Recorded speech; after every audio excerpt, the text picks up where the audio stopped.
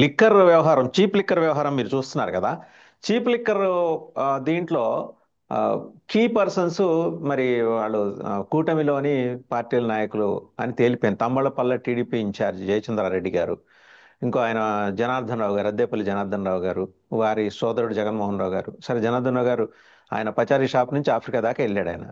ఆయన వచ్చి రాగానే ఆఫ్రికా నుంచి మన అరెస్ట్ చేశారు. ఆయన హీ హాజ్ రివీల్డ్ సంథింగ్. చూస్తుంటే ప్రభుత్వం నిన్న ఒక ప్రకటన చేసింది. సాక్షాత్తు గౌరవ ముఖ్యమంత్రి గౌరవ చంద్రబాబు నాయుడు గారు ఏం చెప్పారంటే, సిట్ వేస్తున్నాం మేమని. ఆదరాబాద్ ఎప్పుడు జనరల్గా సిట్ వేస్తున్న విషయం ఎక్సైజ్ శాఖ మంత్రి చెప్పేస్తారు, ముఖ్యమంత్రి స్థానంలో కూర్చొని ఆయన చెప్తున్నారు. కారణం ఏంటంటే అంతకుముందే వైసీపీ ఎంపీ మిథున్ రెడ్డి గారు హోమ్ మినిస్టర్ లెటర్ రాశారు. అయ్యా, దీన్ని ప్రత్యేక కోణంలో చూడాలి, రాజకీయంగా చూడమాకండి. భారీ ఎత్తున ఫ్యాక్టరీలో పెట్టేస్తున్నారు. ఇక్కడ ములకల చెరువు మనకి కనపడిందండి, ఇబ్రహీంపట్నం కనపడిందండి, కనపడని ఒక 4-5 కర్ణాటకలో ఆయన డంపులు ఉన్నాయట, జనార్దన్ రావు గారి డంపులు ఉన్నాయట. అది నిన్న ఎక్సైజ్ పోలీసులే వాళ్ళు వాకప్ చేయడానికి కర్ణాటక పోయారు. ఆయన అసోసియేట్కి ఆయనకి ఉన్నాయట. మరి ఇంతగా విస్తరించి 47 కోట్ల క్వార్టర్ లిక్కర్ బాటిల్స్ ములకల చెరువు నుంచి నడుచుకుంటూ ఇబ్రహీంపట్నం దాకా వచ్చేశారు. ఇబ్రహీంపట్నం నుంచి గుంటూరు విజయవాడ సరఫరా చేస్తే ఇప్పుడు అక్కడ తాగిన వాళ్ళు భయపడుతున్నారు. దాంట్లో ఏంకంటే ఇక్కడ చాలా మంది హాస్పిటలైజ్ అయ్యారట. అనుమానాస్పద మరణాలు ఉన్నాయి. అవి గవర్నమెంట్ చెప్పదు ఎట్టాగు. ఇంత ఎస్టానిషింగ్ అండ్ ఫ్రైటనింగ్ ఫ్యాక్ట్ ఇక్కడ మన కళ్ళ ముందు కనబడుతుంటే, ఇది లిక్కర్ స్కామ్ కదా, దీని మీద ఎక్కడ సిబిఐ వచ్చేస్తుందో అని సిట్ ఏర్పాటు చేస్తున్నారట. How do you look in to this, sir గఫూర్జీ?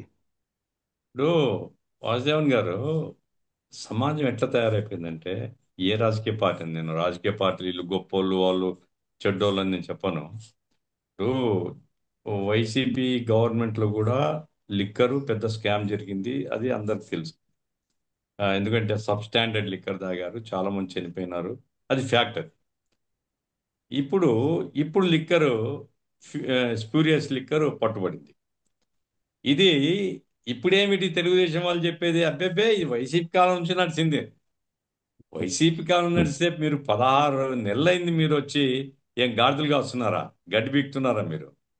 అందు సార్, ఎక్కడో ఇప్పుడు మా దగ్గర కూడా అక్కడక్కడ ఈ గిరిజనులు లేకపోతే వాళ్ళు ఎక్కడో తయారు చేసుకుంటారు, నాటు సార్ కాసుకుంటారు, అక్కడ దాంట్లో లోకల్ కన్జంప్షన్, లోకల్ తాగుతుంటారు నాటు సార్.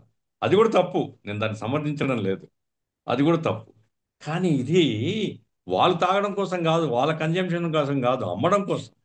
అంటే లాభార్జన, ఈజీ మనీ అనేటువంటిది సంపాదించాలనేటువంటిది సమాజంలో బాగా ఒక ట్రెండ్ పెరుగుతుందండి. వాళ్ళే రాజకీయాల్లో ఉంటారు, వాళ్ళే రాజకీయ పార్టీని పోషిస్తుంటారు. రాజకీయ పార్టీ జయచంద్ర టికెట్ ఎందుకు ఇచ్చారండి? జయచంద్ర దగ్గర డబ్బు ఉంది. అంటే డబ్బు ఏమనుకుంటే వాళ్ళందరికీ కూటమి వాళ్ళు టికెట్లు ఇస్తారు, వీళ్ళే పార్టీ వాళ్ళతో రేపు వైసీపీ వాళ్ళు కూడా టికెట్లు ఇస్తారు. ఈడు 50 కోట్లు 100 కోట్లు పెట్టేది ఎందుకు పెడతాడు? 100 కోట్లు పెడితే 1000 కోట్లు ఎట్లా సంపాదించాలి? కాబట్టి ఈరోజు రాజకీయాలే వ్యాపారమయమైపోయినాయి. రాజకీయాల్ని వ్యాపారంగా వాడుకోవడం కోసం డబ్బు ఉండే వాళ్ళందరూ, లేదా డబ్బు సంపాదించాలనుకునే వాళ్ళందరూ ఏ రంగాలు సెలెక్ట్ చేసుకుంటారు. ఇప్పుడు ఇసుక, నేను సవాల్ చేస్తున్నా, గవర్నమెంట్కు దమ్ము ధైర్యం ఉంటే హైదరాబాదు, చెన్నై, బెంగళూరు అవుట్స్కట్స్లో ఉండమనండి, ఎన్ని లారీలు ఆంధ్రప్రదేశ్ పోతున్నాయో అర్థమవుతుంది. ఎవరు చేస్తున్నారండి ఇవన్నీ? సామాన్యుడు చేస్తాడా? ఈ వ్యాపారాలను ఎమ్మెల్యేలతో సంబంధం ఉండేవాళ్ళు, మాజీ ఎమ్మెల్యేలు వీరేగా చేసేది. అట్లాగే ఇంకా ఏమేమి ఆ, ప్రజల్లో ఇప్పుడు ఎవరంటే చివరికి ఎంత అన్యాయం అనిపిస్తుంది అంటే, సార్ నేను వైసీపీ గవర్నమెంట్లో ఒక ఎమ్మెల్యే గురించి ఒక కామెంట్ చేసింది. నేను చికెన్కు కేజీకి 10 రూపాయలు ట్యాక్స్ ఇస్తున్నాడు. తన నియోజకవర్గంలో ఎన్ని కేజీల చికెన్లు అమ్మితే అన్ని 10 రూపాయలు నాకు తెచ్చేయాలని అని నేను ఓపెన్గా డిబేట్లో చెప్పాను. నేను అది కరెక్టా కాదా అదని సవాల్ చేసినాడు. మేము పోయి ఎంక్వైరీ చేసినాం. ఫ్యాక్ట్ అది.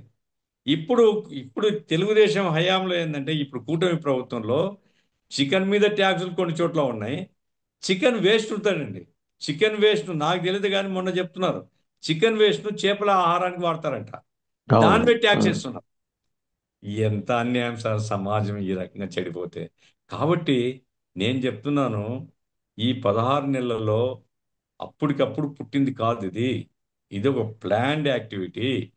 ఈ ఈ కల్తీ మద్యం అనేటువంటిది సమాజంలో చచ్చిన గంజా వ్యాపారం ఎట్లాడుతో ఇది ఇట్లాంటిది. మత్తు, వాడు ఆ మత్తు పొగ పీల్చడానికి ఇస్తాడు, ఇటు మత్తు తాగడానికి ఇస్తున్నాడు. దీనికి ఏమి స్టాండర్డ్స్ ఏమి ఉండవు. లాభమే పరమావధి. కాబట్టి వీళ్ళందరినీ కఠినంగా సిట్ ఏం చేస్తారు సార్? నాకు అర్థం కాలే. సిట్ ఏం చేసేది? ఉమ్, సిట్ అంటే కాలహరణ, సిట్ అంటే ఉమ్. డైల్యూట్ చేయడం. ఇప్పుడు ఇంతకుముందు మద్యం కేసు సిట్ వేసినారు, ఏమైంది?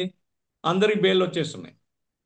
కాబట్టి సిట్టు పిట్టు కాదండి. మీ గవర్నమెంట్ అడ్మినిస్ట్రేషన్లో పోలీసులకు తెలియకుండా ఒక తప్పు జరగదండి ఏ టౌన్లో కానీ. పోలీసుల ప్రమేయం లేకుండా, పోలీసులకు తెలియకుండా ఎక్కడేం జరగదు. ఎక్సైజ్ తెలియకుండా సారాయమకం జరగదు.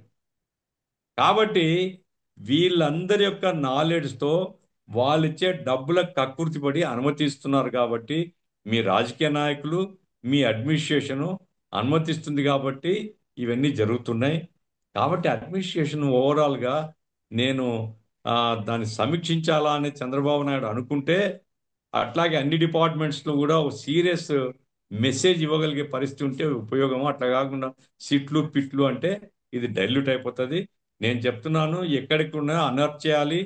ఈ ఇప్పుడు అమ్మకము సార్, నేను ఇప్పుడు మీ మీ షాపుల్లోనే అమ్ముతారు కదా. గవర్నమెంట్ అవును. ఎవరైతే షాపులు తీసుకుంటారో వాళ్ళ దగ్గర కదా అమ్మేది. బజార్లో పెట్టి అమ్మరు కదా ఇది. మరి ఆ ఇప్పుడు అమ్మకంలో అది. మీకంటే ఎక్కువ ఉమ్, కమిషన్ వాడు ఇస్తాడు. కాబట్టి ఉమ్, టైటన్ చేయండి, మొత్తం రాష్ట్ర వ్యాప్తంగా రైడ్ చేయండి, ఎక్కడ దొరికితే అక్కడ ఉమ్. కఠినంగా శిక్షించండి. ఆ మెసేజ్ ఇవ్వండి. కల్తీ మధ్య మాత్రం మానవుల పాలిట విషయం సార్, అది సమాజానికి చాలా నష్టం. అంటే ఇంకొకటి సార్, ఇక్కడ ఇప్పుడు మన లెక్కలు చూస్తే నిరుడు ఇదే కరస్పాండింగ్ పీరియడ్కి సంబంధించిన లెక్క కనుక చూస్తే 10% సేల్స్ మీద ఉండే రెవెన్యూ ఈసారి 3%కి పడిపోయింది. యాజ్ టు వేర్ ది మరి సేల్స్ ఏమో పెరిగినాయని చెబుతోంది గవర్నమెంట్. మరి 2,580 కోట్ల రూపాయలండి ఈ 47 కోట్ల క్వార్టర్ బాటిల్స్ విలువ. ఎక్సైజ్ వాళ్ళు వేసిందండి, నేను వేసింది కాదు. 2,580 కోట్ల రూపాయలు. అంటే ఇవన్నీ ఎక్కడికి వెళ్తున్నాయి? బెల్ట్ షాపులకి. అలా చెబితే బెల్ట్ అంతే షాపులకి కదా. అనుమతించామనే ఒక ఇది వస్తుందని అది చెప్పట్లా. 70,000 బెల్ట్ షాపులు ఉన్నాయి సార్ రాష్ట్రంలో. అవును, వైసీపీ ఉన్నాయి గవర్నమెంట్లో అన్ని బెల్ట్ షాపులు ఆపేస్తే ఇప్పుడు 70,000 వచ్చినాయి. సార్. ఇప్పుడు చంద్రబాబు నాయుడు గారు మీటింగ్ చేసి ఏం చెప్తున్నాడు? ఎక్సైజ్ అధికారులతో పెంచండి, మీరు అమ్మకం పెంచండి. అమ్మకం పెంచాలంటే షాపులే కాదు కదా, ఎక్కడ వీలైతే అక్కడంతా సరుకు అమ్మితేనే కదా. కాబట్టి బెల్ట్ షాపులు పెట్టమని పరోక్షంగా గవర్నమెంట్ చెప్తుంది. బెల్ట్ షాపుల వాళ్ళు ఏం చేస్తారు? గవర్నమెంట్ది మరి నాకు రేట్లు గీట్లు నాకు తెలియదు, నాకు దాంతో మద్యంతో సంబంధం లేదు. కాబట్టి కమిషన్ దాంట్లో 50 రూపాయలు వస్తుంది అనుకోండి. ఈడు తయారు చేసి జనార్దన్ రావు జయచంద్రారెడ్డి తయారు చేసింది 150 రూపాయలు కమిషన్ ఇస్తారు. 150 అమ్ముతాడా, 50 రూపాయలు అమ్ముతాడా? కాబట్టి కల్తీ మద్యమే అమ్ముతాడు. కాబట్టి బెల్ట్ షాపులు పెరుగుతున్నాయి, వాడకం పెరుగుతుంది, గవర్నమెంట్ సరుకు తగ్గిపోతుంది, పక్క సరుకులు పోతున్నాయి. మరి 47 కోట్ల బాటిల్స్ తయారు చేయడం అంటే ఏం సార్? ఇది ఫ్యాక్టరీ, ఓ పెద్ద ఉమ్. ఫ్యాక్టరీ పెట్టినట్టే. ఆ? చాలా శ్రమ పడ్డారు సార్, ఏ మొలకలు మాటకా మాట. ఉమ్. చాలా శ్రమ పడ్డారు, ఏ మాటకా మాట, చాలా శ్రమ పడ్డారు వాళ్ళు. ఇప్పుడు మొలకల చెరువు ఉమ్, కర్ణాటక బార్డర్ సార్ అది.